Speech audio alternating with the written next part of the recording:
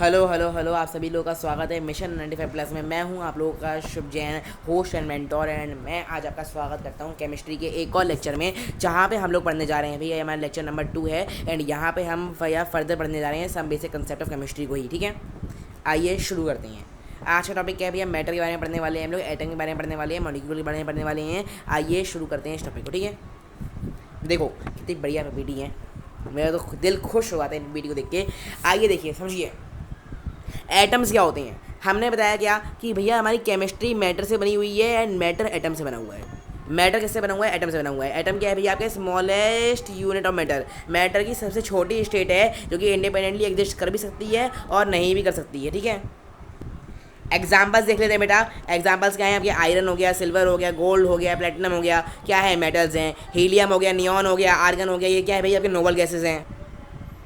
अगर मैं आगे बात करूँ बेटे तो मॉलिक्यूल्स। ठीक है, हमने क्या समझा भैया? एटम क्या होता है? एटम मैटर की सबसे छोटी यूनिट है। एटम मैटर की सबसे छोटी यूनिट है जो कि इंडिपेंडेंटली एग्जिस्ट कर भी सकती है और नहीं भी कर सकती है। अब मॉलिक्यूल क्या होता है भैया? मॉलिक्यूल क्या है? वो भी आप लोग मैटर की सबसे छोटी यूनिट ही है, पर ये हमेशा इंडिपेंडेंटली एग्जिस्ट करेगी। क्यों? क्योंकि मॉलिक्यूल जो है भैया एटम से बनता है। जब एक या एक से ज़्यादा एटम्स मिलते हैं तो क्या बनाते हैं? मॉलिक्यूल्स बनाते हैं आप लोगों का। फॉर एग्जाम्पल एन आपस में जो नाइट्रोजन का एटम है वो इंडिपेंडेंट नहीं है, तो उसने क्या किया भैया? दो नाइट्रोजन के एटम आपस में कंबाइन हो गए एंड उन्होंने बना लिया क्या भैया? आपका N2 मॉलिक्यूल बना लिया and that N2 molecule is independent. N2 molecule क्या है भैया? वो इंडिपेंडेंट है अपना।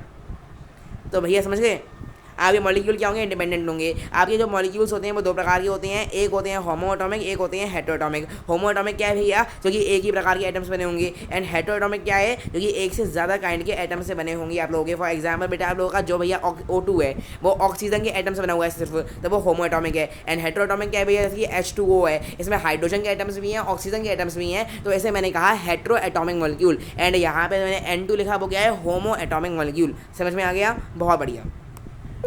आगे देखिए बेटा, आगे क्या है? एटॉमिसिटी। एटॉमिसिटी का मतलब क्या होता है भैया? कि नंबर ऑफ एटम्स, कितने नंबर ऑफ एटम्स प्रेजेंट हैं किसी मॉलिक्यूल में। किसी मॉलिक्यूल में कितने नंबर ऑफ एटम्स हैं, उसे हमने क्या कहा? उसे मैंने एटॉमिसिटी कहा। फॉर एग्जांपल एसिड मॉलिक्यूल अगर आप लोगों का, उसकी एटॉमिसिटी क्या होगी? 8 की होगी। कितनी की होगी? 8 की होगी। H2O की एटॉमिसिटी क्या होगी? 2 + 1 3 की एटॉमिसिटी होगी। एंड अगर आपसे पर्टिकुलरली पूछ लिया जाए कि वाटर के अंदर हाइड्रोजन की एटॉमिसिटी क्या है, तो वो होगी 2।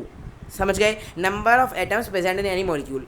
समझ गए? बहुत बढ़िया। मैटर और नॉन मैटर क्या होता है भैया? मैटर क्या है? कोई भी चीज़ जिसमें मास है, वॉल्यूम है, उसे मैंने मैटर कह दिया। आपका एयर भी क्या होता है? मैटर होता है। पेन है, बुक है, इंसान है, सब क्या है भैया? मैटर है। नॉन मैटर क्या है? जिसमें भैया आप लोगों का मैटर नहीं है। जो चीज़ मैटर नहीं है वो क्या है? आप लोगों का नॉन मैटर है। आप लोगों का लव हो गया, इमोशन हो गया, एनर्जी हो गई, ये सब क्या है? ये सब आप लोगों का नॉन मैटर है। क्या है? नॉन मैटर है। ठीक है, तो मैटर का उल्टा क्या है? नॉन मैटर है। मैटर जिसमें मास और वॉल्यूम है, और नॉन मैटर जिसमें मास और वॉल्यूम नहीं पाया जाता। ठीक है, अच्छा मैटर को कैसे क्लासीफाई किया है मैंने? मैटर को मैंने क्लासीफाई किया है on the basis of their physical properties and chemical properties, है ना। Physical properties and chemical properties. Chemical properties को आपकी एनसीईआरटी के अंदर एक टर्म दिया गया है बेटा। क्या? केमिकल प्रॉपर्टीज की आपकी एनसीईआरटी में टर्म दिया गया है मैक्रोस्कोपिक और बल्क प्रॉपर्टीज। क्या दिया गया है? मैक्रोस्कोपिक और बल्क प्रॉपर्टीज, है ना। फिजिकल प्रॉपर्टीज की बेस पे आप लोगों का matter solid, liquid, gas, plasma and boss Einstein condensate में क्लासीफाई होता है बेटा। एंड केमिकल प्रॉपर्टीज की बेस पे आप लोगों का मैटर दो में क्लासीफाई होता है, एक होता है प्योर सब्सटेंस, एक होता है मिक्सचर। देन प्योर क्लासिफाई होता है into element and compound, and mixture होता है into homogeneous and heterogeneous. Mixture होता है इनटू होमोजीनियस एंड हेटेरोजीनियस। ठीक है, कुछ इस प्रकार का चार्ट बनता है आप लोगों का कि यहाँ हम लिख देते हैं कि मिक्सचर है अगर आप लोगों का, तो वो डिवाइड हो जाएगा होमो में और हेट्रो में। ठीक है, ये मिक्सचर भी किसका है? आप लोगों का मैटर का टाइप है। किसका टाइप है? मैटर का टाइप है। समझ गए?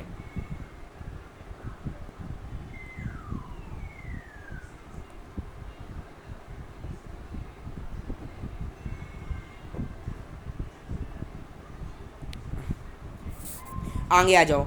आगे क्या पढ़ना है हम लोगों को भैया? आगे हम लोगों को पढ़ना है कि ऐसी कौन सी दो फोर्स हैं हमारे मैटर की स्टेट्स की। दो फोर्सेस हैं भैया, इन दो फोर्स के बेस पे हम लोगों ने क्या कर रखा है? मैटर को क्लासिफाई कर रखा है। एक है IMF इंटरमॉलिक्यूलर फोर्स एंड एक है थर्मल एनर्जी। इंटरमॉलिक्यूलर फोर्स का मतलब क्या भैया? दो पार्टिकल्स एक मैटर के दो पार्टिकल्स के बीच की फोर्स ऑफ अट्रैक्शन को मैंने क्या कहा? मैंने IMF कहा। तो IMF क्या होती है भैया? पार्टिकल्स को आपस में पास रखती है। सॉलिड में highest, then liquid, then gas आप लोगों का। एंड अगर मैं थर्मल एनर्जी की बात कर रहा हूँ बेटा, तो इसका मतलब क्या है आप लोगों का? आपके मैटर के पार्टिकल्स की मोशन की वजह से जो एनर्जी प्रोड्यूस होती है उसे मैंने क्या कहा, थर्मल एनर्जी कहा बेटा। गैस में हाईएस्ट है, देन लिक्विड एंड सॉलिड आप लोगों का। आपका एक और रिलेशन होता है भैया कि IMF जो है वो इन्वर्सली प्रोपोर्शनल होता है थर्मल एनर्जी के, मतलब जितनी कम थर्मल एनर्जी होगी उतनी ज़्यादा IMF होगी, जितनी ज़्यादा IMF होगी भैया उतनी कम थर्मल एनर्जी होगी। ये बात आप समझ के बहुत बढ़िया। अच्छा ये रिलेशन क्या है तो मैं आगे समझाता हूँ इस रिलेशन के बारे में, ठीक है। मैं तुम्हें इसके बारे में आगे समझाता हूँ। ये कंपैरिजन दिया हुआ है यहाँ पे, मैंने सॉलिड्स और गैसेस का क्या है, मैंने आपस में कंपेयर किया है। सॉलिड्स और गैसेस को मैंने आपस में कंपेयर किया हुआ है। सॉलिड की बात करूँ भैया तो वहाँ पे IMF क्या है भैया, मोर हाईएस्ट है as compare to thermal energy, while gas में क्या है आप लोगों का, थर्मल एनर्जी ज़्यादा है as compare to IMF। Solids की फिक्स शेप है, फिक्स वॉल्यूम है, गैस का भैया इंडेफिनिट शेप, इंडेफिनिट वॉल्यूम है। सॉलिड को भैया हाईली इनकम्प्रेसिबल, उन्हें हम दबा नहीं सकते। गैस को हम इजीली दबा सकते हैं भैया। सॉलिड की डेंसिटी हाईएस्ट होती है एंड लिक्विड की लोएस्ट होती है। डेंसिटी का मतलब क्या होता है भैया, डेंसिटी का मतलब क्या है भैया, डेंसिटी का मतलब होता है आप लोगों का मास अपॉन वॉल्यूम। डेंसिटी का मतलब क्या है भैया, mass upon volume is the meaning of density, ठीक है। बहुत बढ़िया। सो सॉलिड हो गया, गैस हो गया। लिक्विड क्या है भैया, लिक्विड का मतलब क्या है भैया, लिक्विड ऐसे स्टेट है भैया जहाँ पे IMF जो है थर्मल एनर्जी के अप्रॉक्सीमेटली इक्वली होता है आप लोगों का। इनका देखो भैया, सॉलिड का फिक्स शेप, फिक्स वॉल्यूम, समझो यहाँ, सॉलिड का fix shape, fix volume. Gas का not fix shape, not fix volume. Liquid का fix shape, not fix volume, sorry not fix shape and fix volume, उल्टा बोल दिया मैंने, समझ गए, बहुत बढ़िया। डेंसिटी, कंप्रेसिबिलिटी, डिफ्यूजन, ये सब जो है भैया आप लोग के सॉलिड और गैस के बीच में लाई करता है आप लोगों का। फ्लूइड्स क्या होते हैं, फ्लूइड एक टर्म, एक्स्ट्रा टर्म दिया हुआ है यहाँ पे। इसका मतलब क्या है, लिक्विड और गैस को आपस में हम बोलते हैं फ्लूइड। ऐसी चीज़ें जो बह सकती हैं, जो फ्लो हो सकती हैं, उन्हें मैंने कहा फ्लूइड। और फ्लूइड का उल्टा क्या होता है, रिजिड।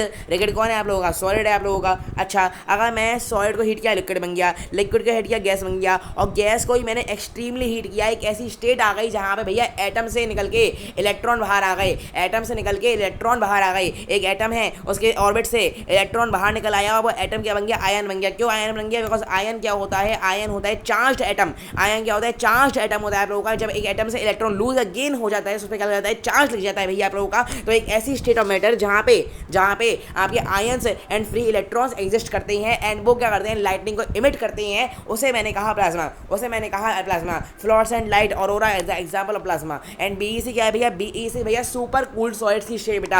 आपने गैस को कूल किया, लिक्विड बना, लिक्विड को कूल किया, सॉलिड बना, एंड जब मैं सॉलिड को भी मोर एंड मोर कूल किया, एक ऐसी स्टेट आ गई जहाँ बर्फ भी बर्फ जम जाती है, मतलब जहाँ पे पार्टिकुलर मूवमेंट देखने को मिलती है, सिंगल पार्टिकुलर मूवमेंट देखने को मिलती है। That state is your Bose-Einstein condensate, extremely low temperature. Pure substance क्या है भी आप लोगों का, एलिमेंट और कंपाउंड आप लोगों का। एलिमेंट क्या है भैया, जिसमें एक प्रकार के एटम्स होते हैं आप लोगों के, ठीक है।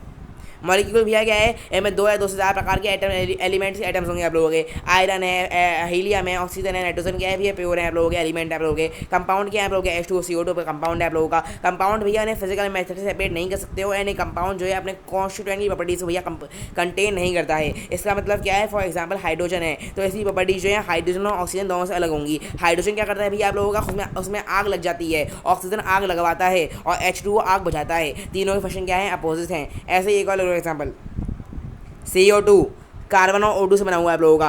कार्बन हर खाने की चीज़ में है, ऑक्सीजन प्राणदायी गैस है, CO2 प्राण छीनने वाली चीज़ है। दो प्राण देने वाली चीज़ें आपस में मिलके प्राण छीनने वाली चीज़ बना रही हैं। तो मतलब क्या है भैया आप लोगों का, कि किसी की आप लोगों के कंपाउंड्स की प्रॉपर्टीज जो हैं डिफरेंट होती हैं।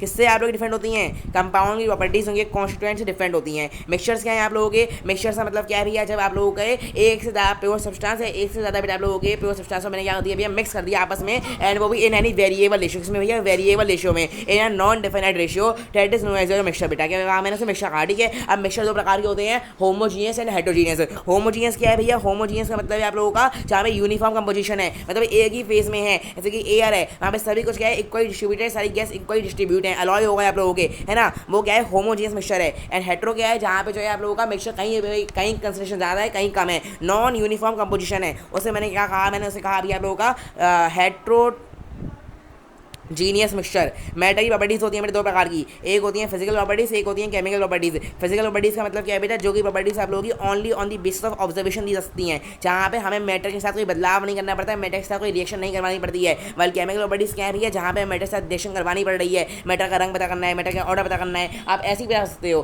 कोई रिएक्शन की नीड नहीं है। केमिकल में एसिडिटी, रिएक्टिविटी, हमें क्या करनी पड़ी है, रिएक्शन करवानी पड़ रही है। मुझे उम्मीद है आप सभी लोगों को ये कंसेप्ट समझ में आ गया होगा। शुक्रिया शुक्रिया शुक्रिया अगर आपको ये कंसेप्ट समझ में आ गया है।